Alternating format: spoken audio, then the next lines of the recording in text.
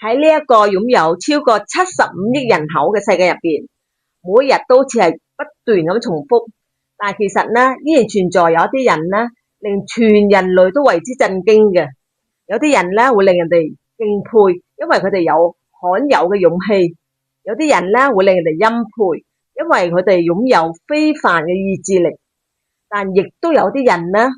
只係因為佢哋有外表異於常人啊，已經足以令人不寒而慄。佢哋呢唔似任何人喎，佢哋打破咗人類身體所有嘅界限，而有時候呢，佢哋會甚至令我哋開始懷疑，佢哋仲算唔算係人類呢？今日呢，就等我哋一齊走入一個詭異、震撼，而且其實真係發生過嘅故事喎。關於係有一個男人呢，佢放棄咗人類嘅外形，只為因為成為一個佢一直渴望嘅存在，就係一個外星生物。呢個人呢，就係 Anthony Lofido， 法國人。由細個開始呢， Anthony 已經同其他嘅小朋友唔一樣。當身邊嘅朋友呢夢想變成醫生太空人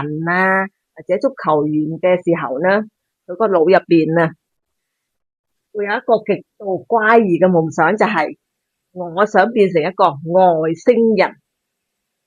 佢唔係只係扮，唔係只係夢想嘅，而係真正改造自己嘅身體嘅。一開始呢，佢只係紋身，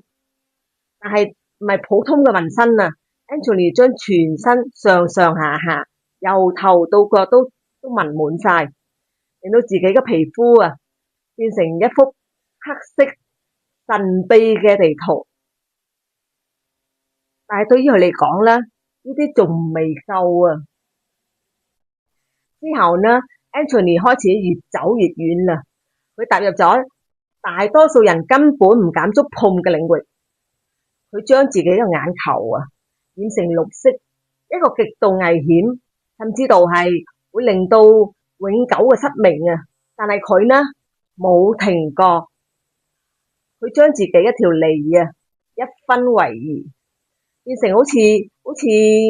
爬蟲類嗰種形態佢切除自己個耳仔同埋個鼻，令到個面部變得扭曲又恐怖。佢喺皮膚底下度植入金屬，令到個面部凹凸咁樣不平，好似係外星生物一樣咁樣。但係最令人哋毛管動嘅係佢個雙手Anthony 呢唔想擁有人類嘅手，佢想要嘅係怪物嘅利爪佢透過手術將個手指改成尖銳畸形嘅形態，就好似可以撕裂一切嘅利爪一樣咁樣就去到呢一刻呢 Anthony 已經唔再係一個人類啦。喺佢出街嘅時候人哋唔單止係望仲會刻意咁避開。啲小朋友見到佢會驚噶，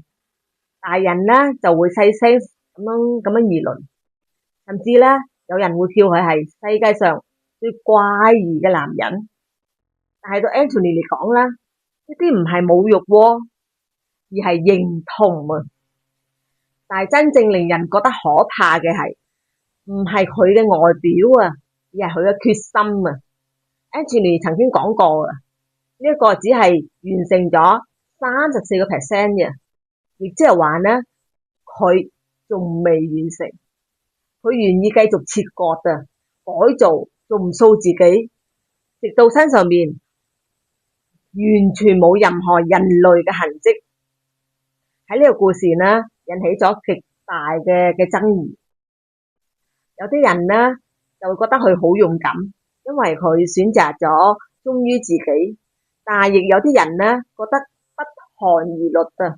因為佢已經走到太遠啦，甚至不惜犧牲自己嘅身體健康，甚至係自己嘅身份。喺呢個世界呢，有啲人呢係選擇融入，但亦有啲人呢